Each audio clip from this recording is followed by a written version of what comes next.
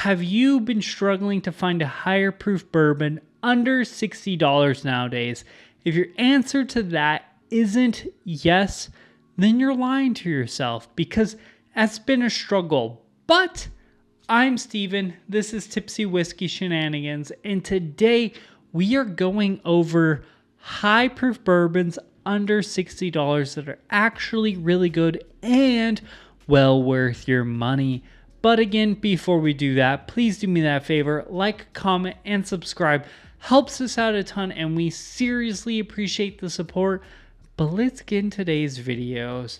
So, the whiskey market has been a bit of a nightmare recently.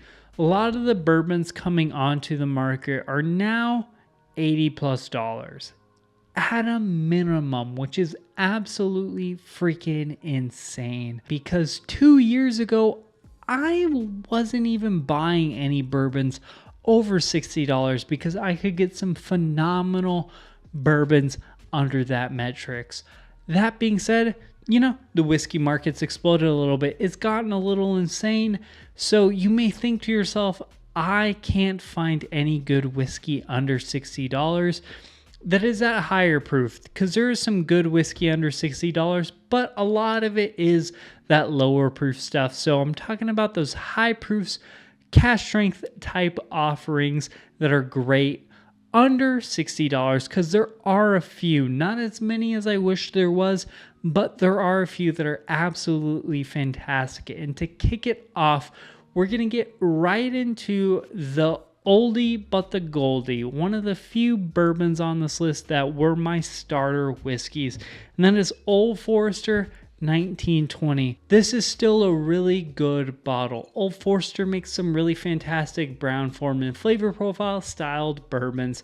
Brown-Forman flavor profiles usually get a very banana flavor profile. Old Forester seemingly is a little bit more of an oaky, nuttier banana flavor profile. That whole, like, you know, those little banana candy flavor profiles, absolutely fantastic. To me, it's like a banana split with a little bit of cherry and chocolate drizzling on it, and a little bit of a nutty kind of salt bay on it. Absolutely love these Old Forester products. But after that one, a bottle that I don't bring up very often because it's not my go-to flavor profile, but I'd be amiss if I didn't acknowledge that it was a fantastic high-proof bourbon under $60, and that is Knob Creek 9-year-old single barrels, or maybe not even the 9-year-old single barrels, just single barrels in general. I don't bring up Knob Creek single barrels very often. I love the Knob Creek, well, single barrel picks, and I love the Knob Creek 12. That being said, these Knob Creek 9-year-old single barrels also have a place. They were absolutely fan-freaking-tastic.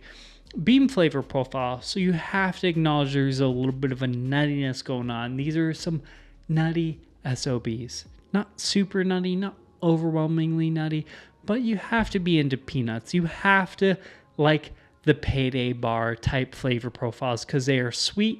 There's some nuttiness. There's a little bit of fruit in there, but the main flavor profile is like a Payday Bar. Knob Creek, Jim Beam loves the Payday Bar. These are absolutely great. Again, especially if you can find a pick, they are even better because picks seemingly are absolutely incredible. But even just the Knob Creek 9-year-old single barrels, you're getting those at $50. A 9-year-old so here, let's just break it down. $50, $49.99 in most areas.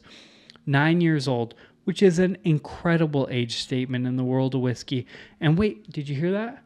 120 proof. 120 proof 9-year-old single barrel from Knob Creek.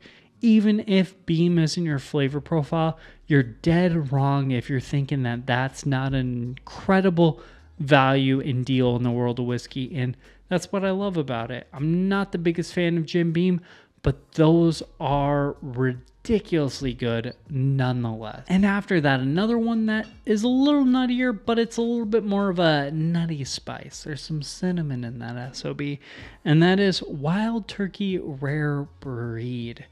And just like the Old Forester, this homeboy has lost a little bit of value because this used to be like $44 in my area, and this was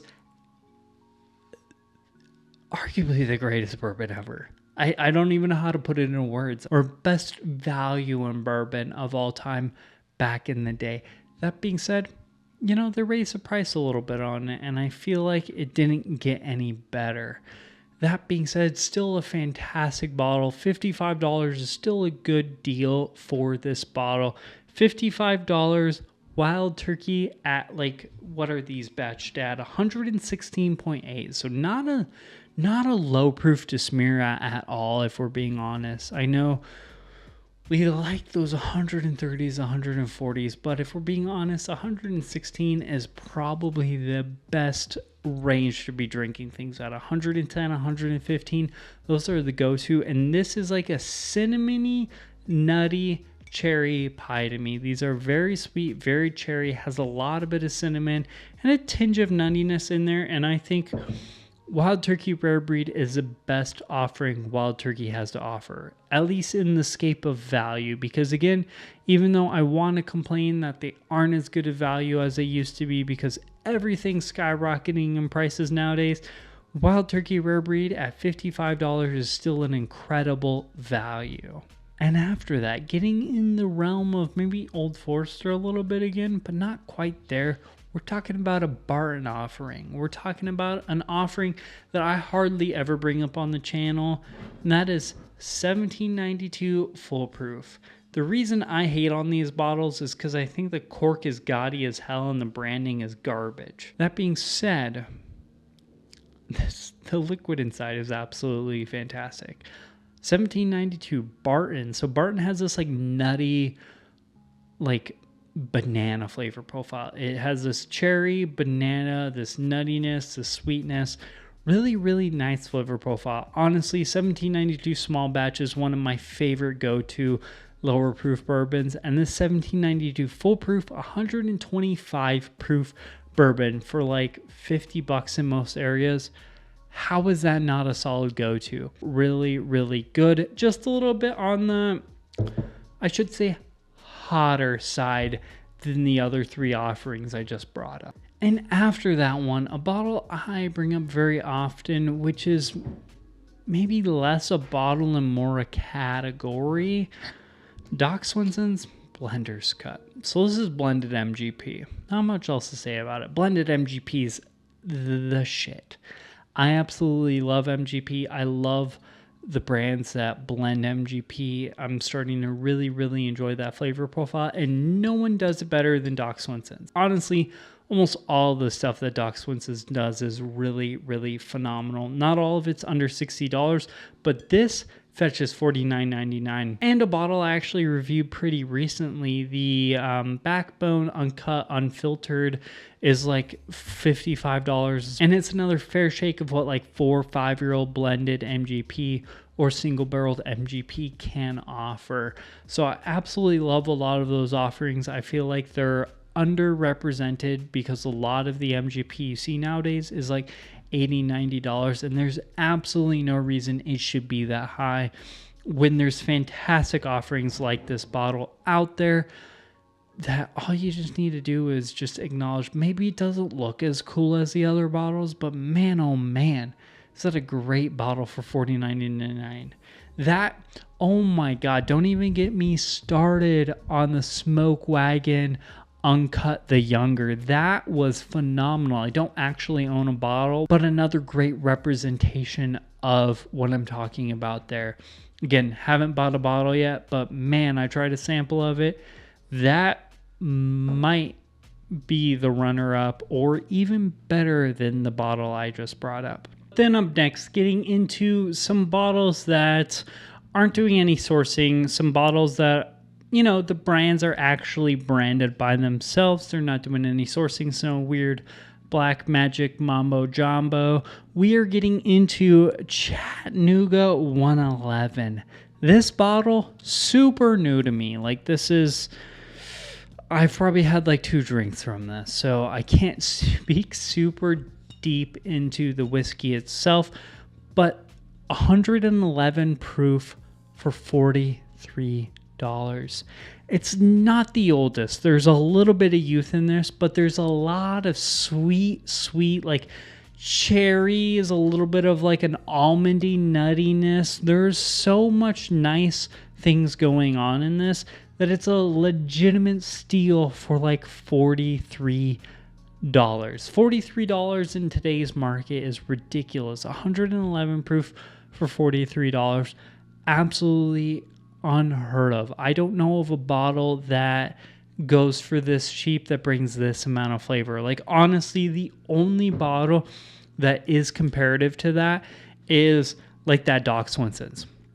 That Doc Swinson's, the Smoke Wagon Uncut Unfiltered, the younger version that changes everything.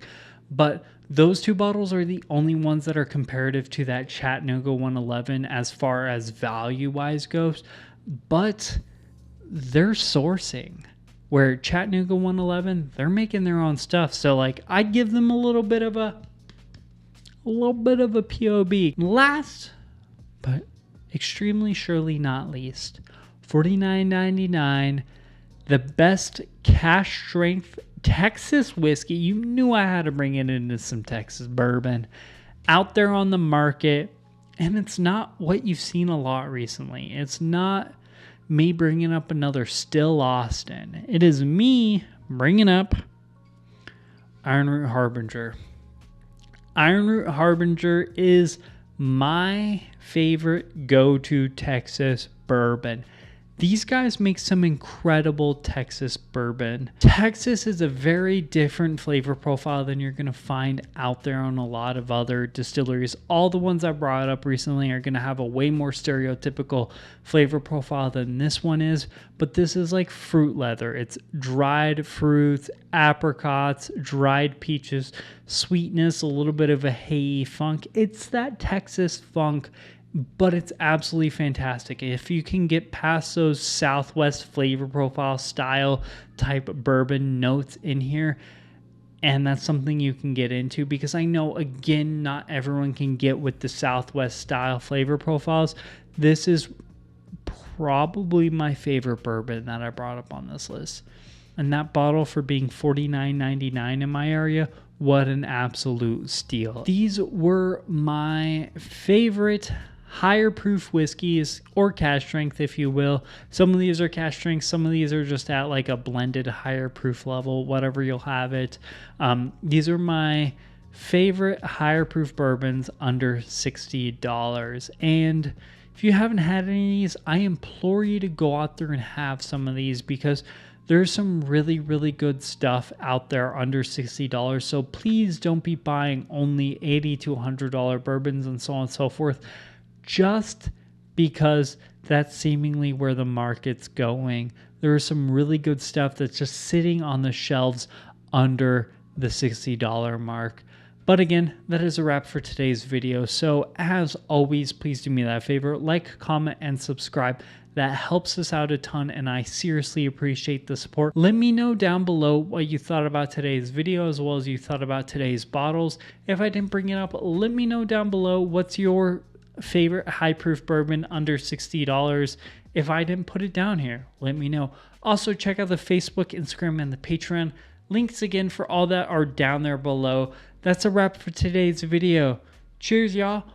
We'll see you later.